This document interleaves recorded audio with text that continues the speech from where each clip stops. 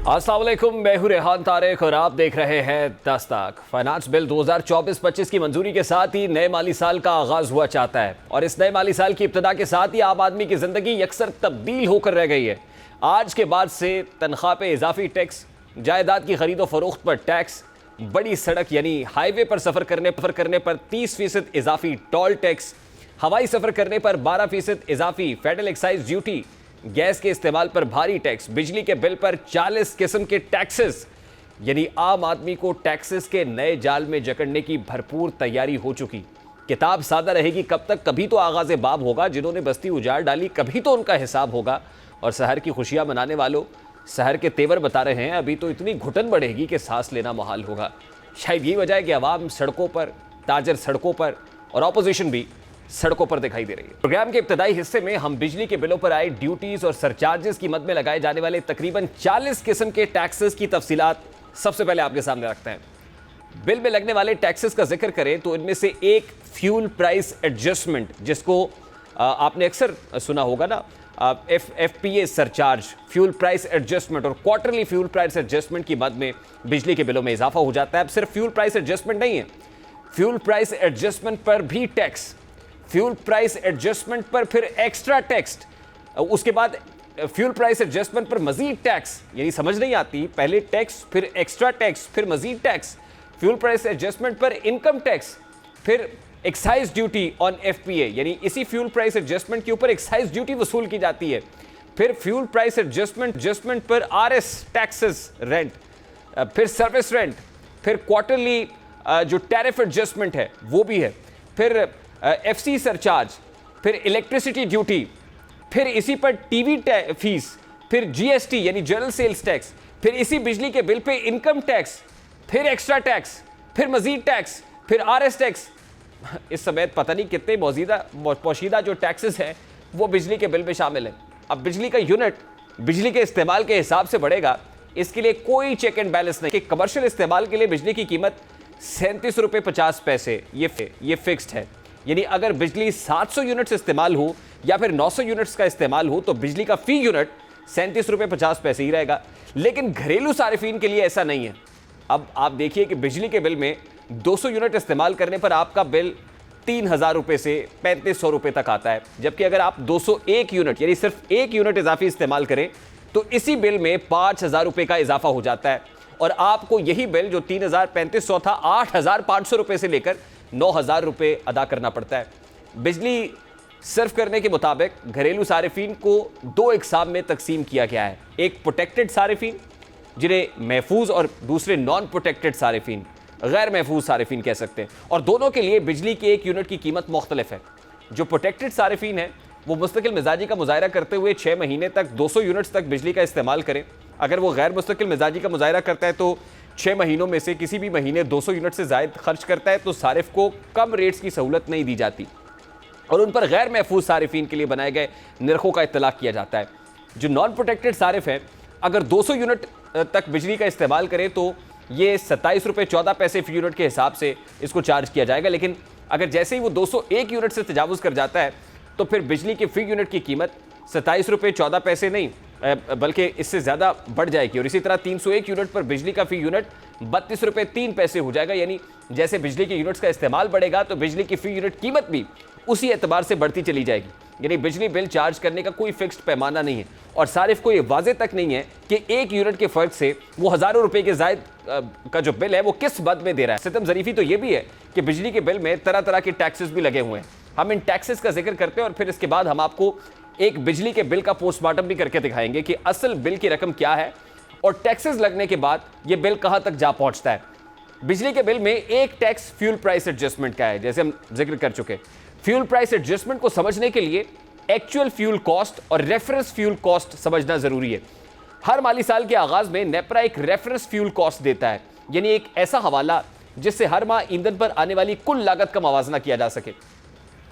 एक महीने में बिजली की पैदावार में इस्तेमाल होने वाले ईंधन की कुल लागत दरअसल मुल्क में तवानाई के मुख्तलिफ ज़राए में इस्तेमाल होने वाले ईंधन जैसे कोयला, LNG, फर्नेस ऑयल पर आने वाली लागत के एतबार से निकाली जाती है। यूं हर माह के इख्तिताम पर इस माह की मजमूई फ्यूल कॉस्ट का मवाजना रेफरेंस फ्यूल कॉस्ट से किया जाता है और इसी हिसाब से ये एडजस्टमेंट 2 माह के बाद बिजली के बिलों में लग कर आ जाती है। अगर उस माह मजमूई फ्यूल कॉस्ट रेफरेंस कॉस्ट से ज्यादा हो तो आपके बिल में FPA की मद में यानी फ्यूल प्राइस एडजस्टमेंट की मद में इजाफा होगा, जबकि अगर इस माह की मजमूई फ्यूल कॉस्ट रेफरेंस कॉस्ट से कम हो तो फिर फ्यूल प्राइस एडजस्टमेंट की मद में कमी आएगी। इसे फ्यूल प्राइस एडजस्टमेंट कहते हैं। या फिर इसी तरह बिजली के बिल के बाएं तरफ छठे खाने में एक बिल इस वक्त हम आपके सामने आपकी स्क्रीन पर रख रहे हैं।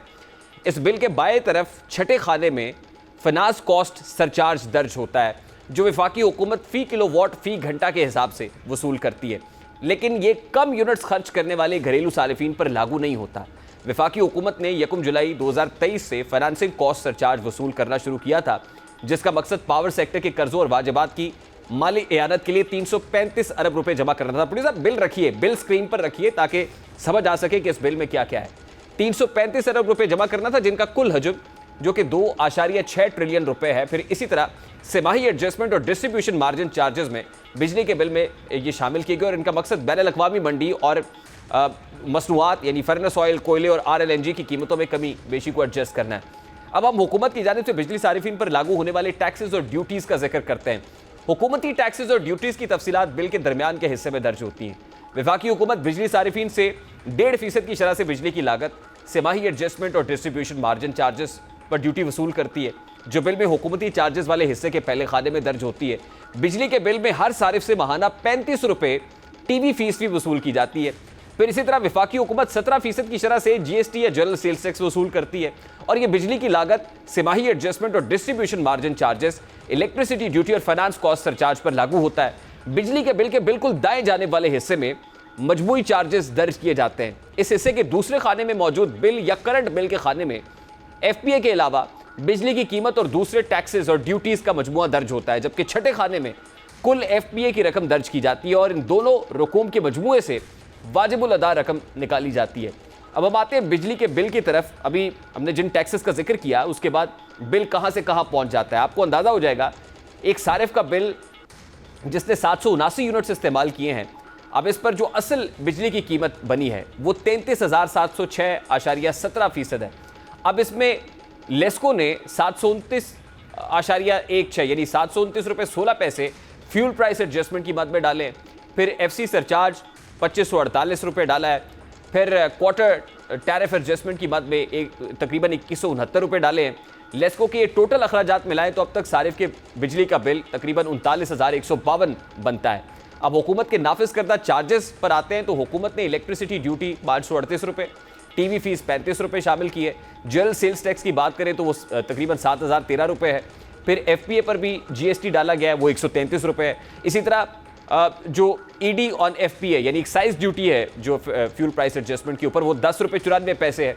अब हुकूमत के इन अखराजात को टोटल करें तो बिल तकरीबन जो है वो आपका 1,11,078 रुपये बन जाता है। और अब लेस्को और हुकूमती अखराजात को टोटल करें तो 50,331 रुपये बनते हैं। यानी अगर असल बिल की रकम में ये टैक्स शामिल करें तो 16,624 रुपये इजाफी चार्ज किए जाते हैं। अब कहने का मकसद यह है कि यहाँ कोई पूछने वाला नहीं है, हुकूमती नुमाइंदे सिर्फ अवाम पर अपना जोर चला रहे हैं। बिजली चोरी का खुमियाजा भी अवाम को भुगतना पड़ता है। वफाकी वजीर बराए तवानाई अवैस लगारी के मुताबिक बिजली चोरी का तखमीना 600 अरब रुपये सालाना तक जा पहुँचा है। अब ये सारी जो कहानी हमने आपके सामने बयान की है वो एक बिजली के बिल की है। अभी बाकी सेगमेंट्स की बात नहीं हम कर रहे हैं। यानी अभी जो टैक्सेस आम आदमी के ऊपर इस बजट में लगे हैं, जिसके बाद बिजली के नरखों में इजाफा है, गैस के नरखों में इजाफा और पता नहीं कितनी कबाहतें हैं जो आपको आने वाले दिनों में और ख़ास तौर पे इस फाइनेंशियल क्वार्टर के अंदर फेस करनी पड़ेगी। मैं चाहता हूँ ज़रा क्विक सबसे पहले, क्योंकि आज के प्रोग्राम में हम बाकी सेगमेंट्स की तरफ तो बाद में आएंगे, कि पेट्रोल की जो कीमत बढ़ा के रात में जो आम आदमी के अरमानों पर तेल यानी पेट्रोल बम चलाया गया है, इस पर तो मैं बाद में आता हूँ। ज़रा एक मजमूई अहाता कर लेते हैं इस बजट का कि आम आदमी के लिए इसमें क्या है। सबसे पहले सनाउल्लाह खान साहब ने भी ज्वाइन किया, सीनियर सहाफ़ी तज्ज़ियाकार है, इस्लामाबाद से भी ज्वाइन कर रहे हैं। सनाउल्लाह साहब अस्सलाम वालेकुम, बहुत बहुत शुक्रिया आपके वक्त के लिए। देखिए आज 1 जुलाई है, फाइनेंस बिल आज से लागू हो रहा है, तो सबसे पहले तो एक ज़रा ब्रॉडर पिक्चर मैं चाहता हूँ आप सामने रखें कि आज से आम आदमी जो पाकिस्तान में बसने वाला आम आदमी है, अवाम पाकिस्तान है, उसकी ज़िंदगी कैसे तब्दील होने जा रही है। देखिए रेहान, तब्दीली तो रात 12 बजे आ गई थी। आपने देखा है जब ये नया दिन शुरू हुआ है तो पेट्रोलियम की कीमतें बढ़ गई थी। आपको पता है पेट्रोल ₹8.25 और डीजल ₹10.10 बढ़ गया था। लेकिन इसके साथ एक और काम भी हुआ है। 1 जुलाई से ओगरा ने गैस की कीमतों में कमी की डिसीजन दिया हुआ था और कल रात को ईसीसी ने अचानक इजलास बुला के 132 अरब रुपए का रिलीफ जो है इस अवाम से छीना है। तो वो जो सख्ती थी एक अवाम पर, वो तो रात को 12 बजे शुरू हो गई थी 1 जुलाई की। जो ही 1 जुलाई का पहला मिनट लगा है तो आपसे 132 अरब रुपए की रिलीफ छीनी गई है और साथ ही आपको पेट्रोल और गैस की कीमतें बढ़ी हैं। और जब सुबह उठ के चाय के लिए कोई भी पाकिस्तानी गया और उसने पैक्ड मिल्क ख़रीदा है तो पैक्ड मिल्क पे 70-80 रुपये फ़ी किलो इजाफा हो चुका था।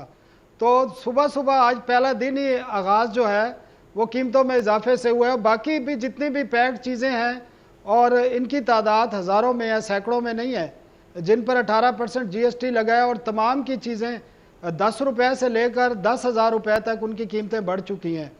तो ये तो आगाज़ था, लेकिन जब ये जूं टाइम गुजरेगा तो बाकी चीज़ों का इम्पेक्ट भी आएगा।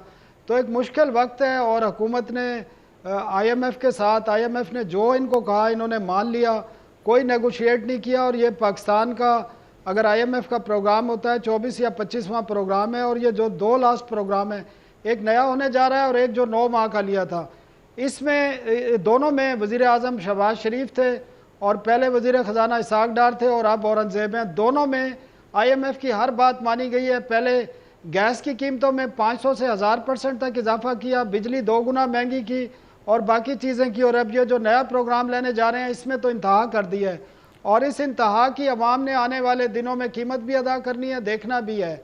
और ज़्यादा बोझ जो है आज, क्योंकि आपने 2 प्रेस कॉन्फ्रेंस देखी होंगी, एक मिफ्ता इस्माइल की और अब्बासी साहब की और एक आपने वज़ीर इत्तलात की देखी होगी आज शाम को। तो दोनों प्रेस कॉन्फ्रेंसों से एक बात तो अंदाज़ा होता है कि हुकूमत मानने के लिए तैयार नहीं है कि उन्होंने क्या किया है। वो अभी भी ये कह रही है कि हमने IMF से अभी भी कम जो है सख्ती की है, काफ़ी रिलीफ लिया है, लेकिन वो रिलीफ नज़र नहीं आ रहा। 1% रिलीफ नहीं है। जी सलाउल्लाह साहब, IMF के नए प्रोग्राम पर मैं आता हूं, लेकिन उससे पहले वज़ीर आज़म ने भी बताया, आज फाइनेंस मिनिस्टर ने भी बताया कि IMF की तमाम तर शराइत पूरी हो गई हैं और IMF के ज़ेरे नगी हमने ये बजट अप्रूव किया है। तो मेरा बड़ा सादा सा सवाल है, IMF की MD क्रिस्टलिना जॉर्जीवा को हमने ये कहते हुए मुतादिद बार सुना कि IMF ये कहता है कि पाकिस्तान अशराफिया के ऊपर टैक्स लगाए और गरीब आदमी को रिलीफ दे, यानी हैव से टैक्स इकट्ठा करे और हैव नॉट्स तक पहुंचाए, उसके समरात मुरतब होने चाहिए। लेकिन ये तो ऑन कॉन्ट्रेरी टू दिस, एक तरफ ये कहते हैं कि IMF की बताई हुई कंडीशंस के ऊपर हमने बजट अप्रूव किया और दूसरी तरफ अशराफिया को टैक्स पर छूट दी जा रही है और आम आदमी को मजीद टैक्स के बोझ तले दबाया जा रहा है।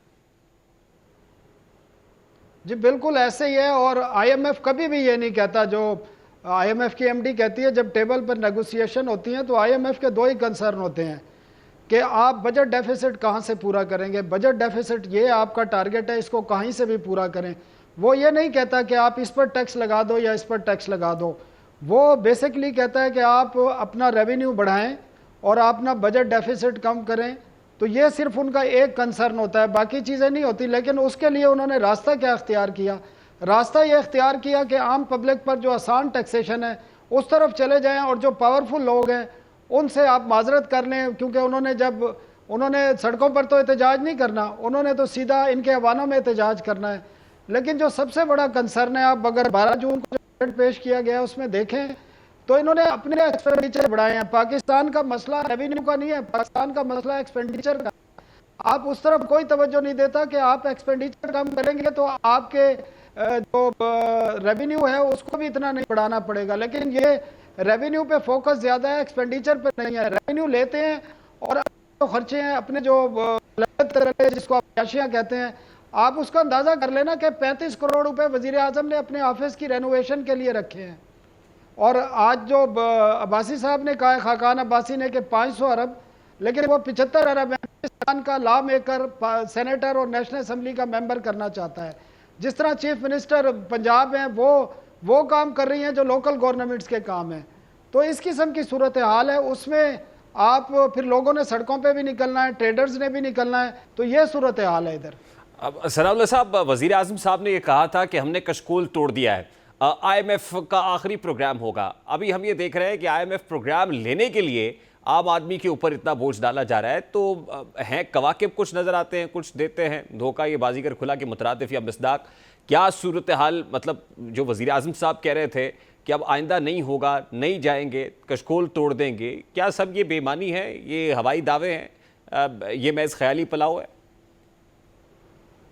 रेहान, मैंने तकरीबन 18 प्रोग्राम देखे हैं IMF के, और हर प्रोग्राम जब लिया जाता है तो पहली बात उस वक्त का प्राइम मिनिस्टर और उस वक्त का वज़ीर ख़जाना यही कहता है कि ये हमारा आखिरी प्रोग्राम है, और लोगों को ट्रैप किया जाता है कि इसलिए हम सख्ती कर रहे हैं कि ये आखिरी प्रोग्राम है, इसके बाद हम जो है एशियन टाइगर्स बन जाएंगे या दुनिया में हम तीसरी चौथी बड़ी इकानमी बन जाएंगे। लेकिन आज भी वहीं खड़े हैं हम। हर 4-5 साल बाद हमें IMF के पास जाना पड़ता है, और आगे भी जिस किस्म की स्ट्रेटजी और पॉलिसी आ रही है, तो मेरा नहीं ख्याल। और सबसे बड़ी बात यह है कि इस तमाम इतने सारी एक्सरसाइज के बाद इतनी हाइपर, मैं हैवी नहीं कहता, हाइपर टैक्सेशन इसको कहते हैं, हाइपर टैक्सेशन के बाद भी आपका 8,500 अरब रुपए का बजट डेफिसिट है जो आपने कर्ज लेकर अपने खर्चे पूरे करने हैं। आज भी आप वहीं खड़े हैं जहां 5 साल पहले थे, 10 साल पहले थे, 15 साल पहले थे। आज भी आपका बजट डेफिसिट 8,500 अरब रुपए है।